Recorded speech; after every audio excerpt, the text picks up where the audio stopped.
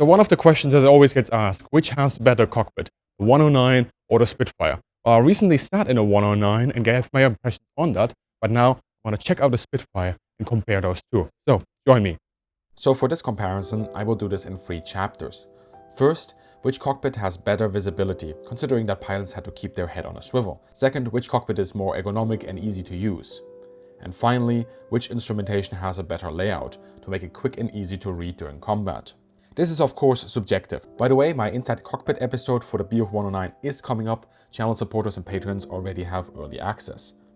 As we go into this, consider that I'm 190 centimeters, that's roughly 6'2", so above average height back then. And yes, I'm not wearing an original flight suit or a parachute. I will explain why that actually matters way less than one might think now. But first, let's jump inside.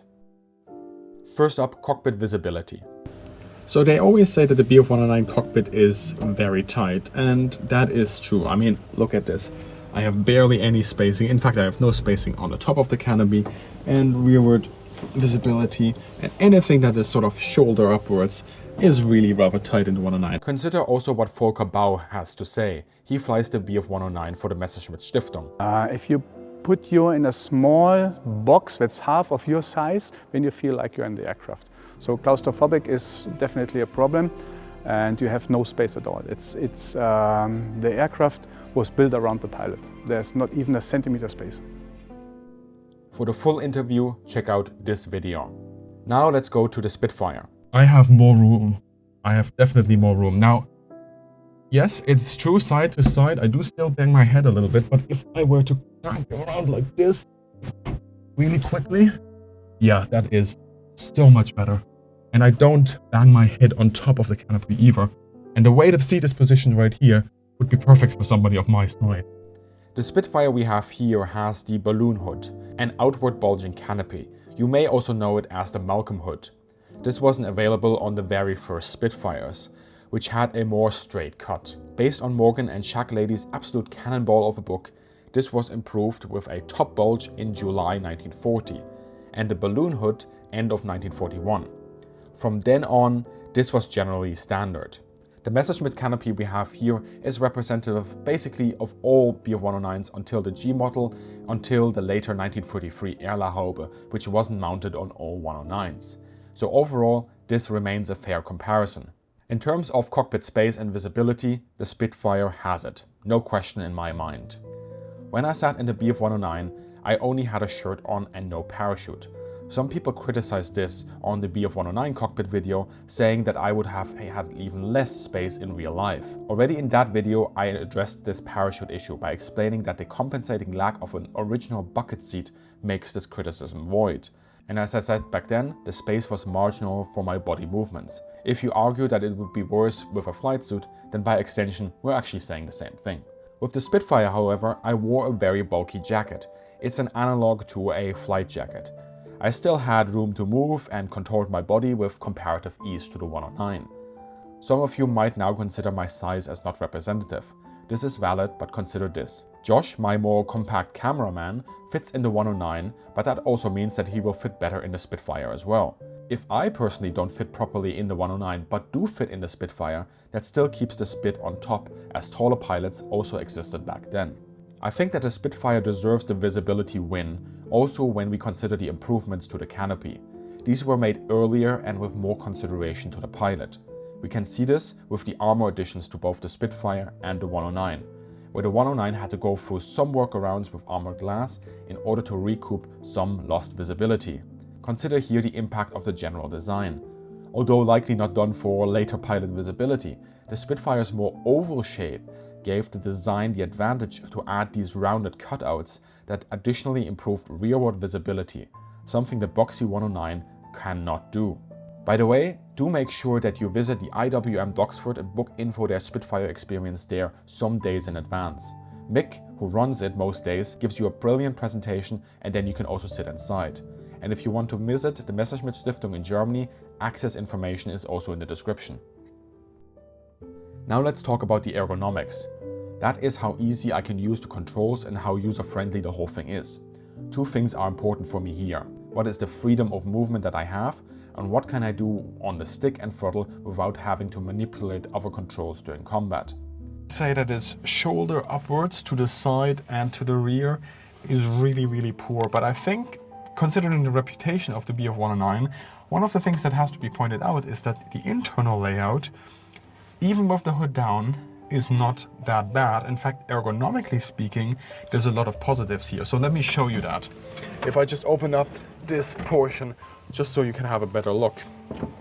If we have the stick here and the throttle, me manipulating the throttle as well as reaching for any of the important elements in switches in the cockpit is relatively straightforward. All of that is in front of me and to the side, and there's ample of space even for somebody of my size, which means somebody that's shorter of the period would have absolutely no problem with that at all. If we look at my shoulders here, I am a bit hemmed in, and it's almost like the 109, but because the fuselage bulges outwards, I have more room down here to use my arms and just hit the levers, hit the controls, and also use the control column with way more freedom than I had with the 109.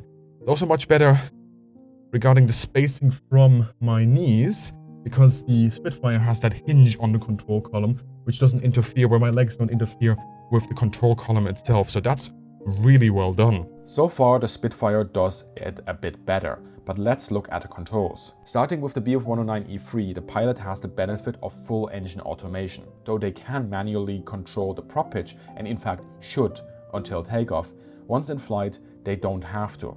This is a massive benefit, as you don't need to fiddle with mixture, prop pitch, and even eventually worrying about the cooling flaps. It is all done for you starting early in 1940 and improved in the later versions. You just keep your hands on the stick and the throttle.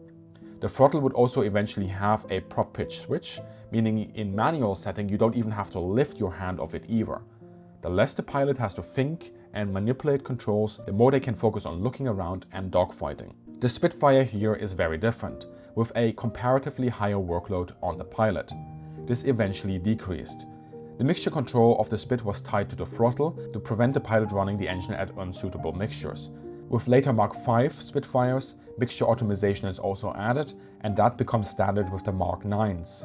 For prop pitch and thus engine RPM, automation comes in with the Mark IX. The same is true with the cooling radiator. This becomes standardized as automatic with the Mark IXs.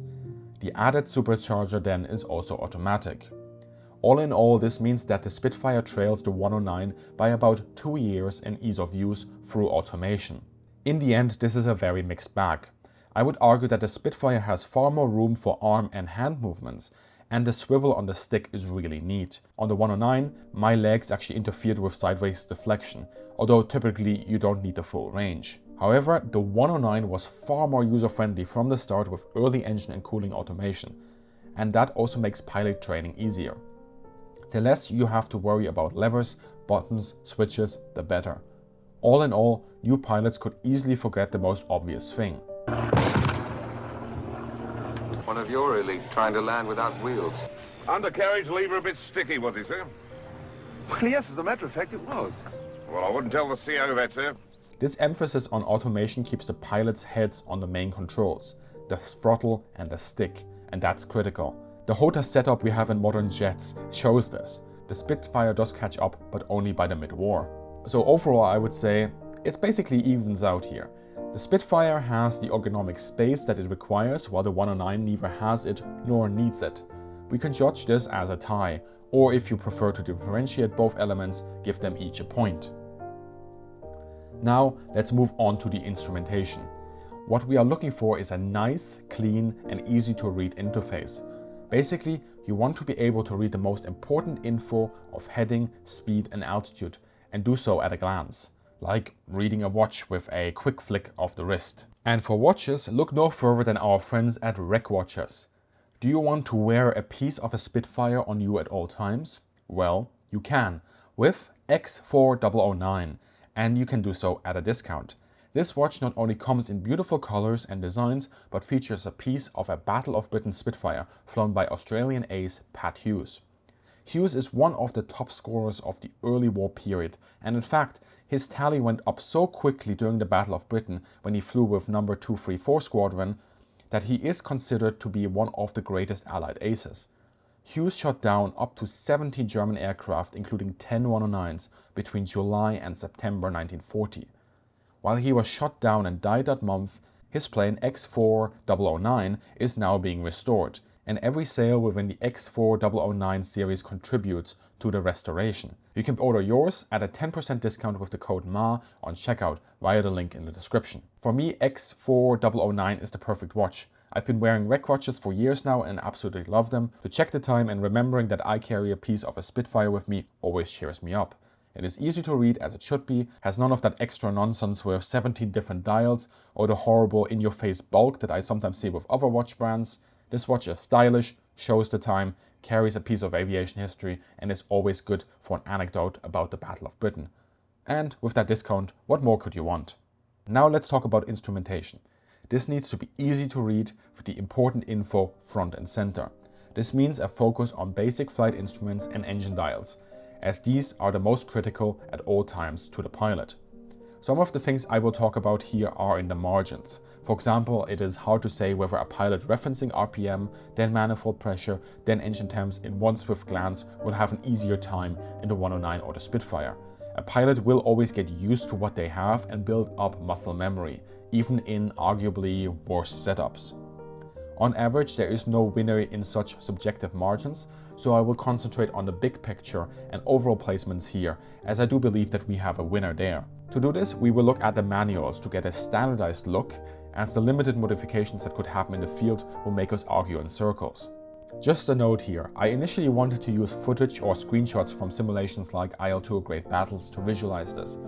They are accurately modeled, but I find that the contrast and the colors of modern games and screens make the interaction with such virtual cockpits far different to reality. As ever, simulations are great to get a visual reference, but they are not a substitute to the real thing. So I will stick to footage, pictures and schematics here. So here we have a comparison between the Bf 109E and the Spitfire Mark II.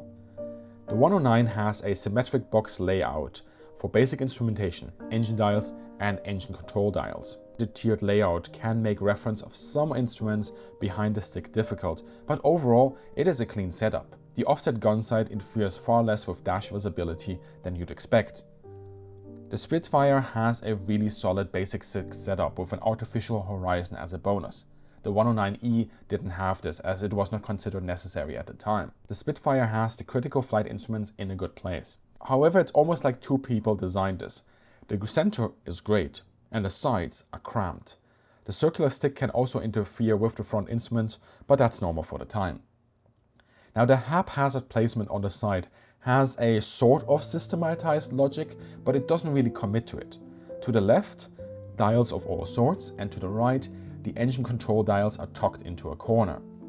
The circular top half of the Spitfire that covers the instruments as a sunroof artificially crams up the space and leads to some of the dials being far more difficult to spot or half obstructed due to interfering devices. The boxy design of the Messerschmitt doesn't have this issue. Also, some dials are small with lots of numbers and, while color-coded, the 109s are just slightly better in that regard for quick reference.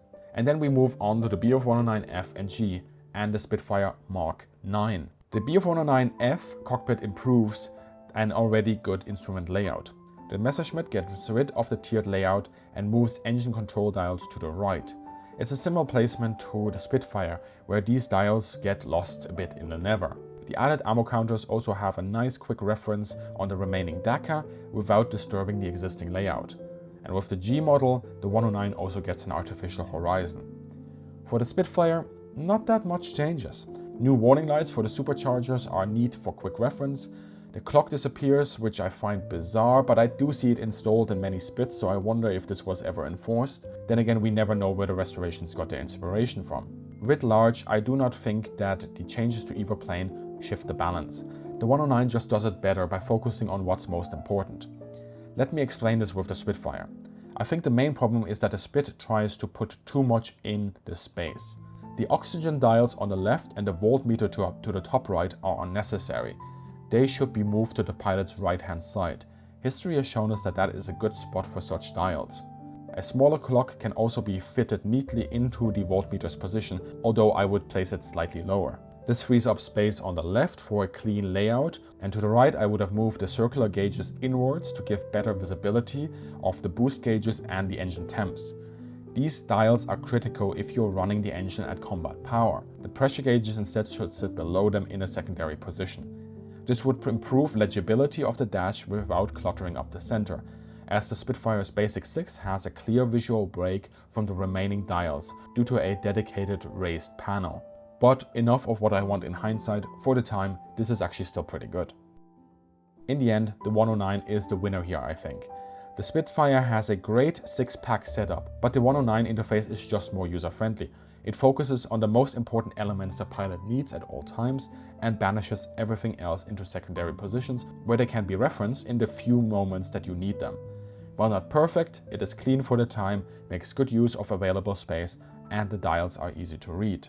Final score: the Spitfire has better visibility, both aircraft equal out in user-friendly ergonomics and automation, while the 109 has a better instrumentation. I often see online that these comparisons become obsessed with time differences and consider those as the ultimate deciding factor without considering the overall context of what it's like to operate the machine in the cockpit. And if we obsess about one single element in all of this discussion, at that point comparisons really start to lose their value. Now let's sum up. For me, it's simple. The Bf 109 and Spitfire are a product of their time and requirements, and both had advantages and disadvantages against each other.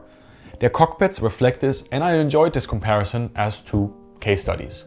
The Spitfire was, writ large, not a better plane than the 109 just because the cockpit had more room, but it was more comfortable to sit and operate. And the 109 was not a better plane just because of its instrumentation. It was simply more user-friendly in that regard. Agree, disagree? Let me know in the description, and make sure to check out Rec Watchers and the X4009 series with my discount code MA. And as always, big thank you also to the patrons and channel members for supporting the channel. And as always, have a great day and see you in the sky.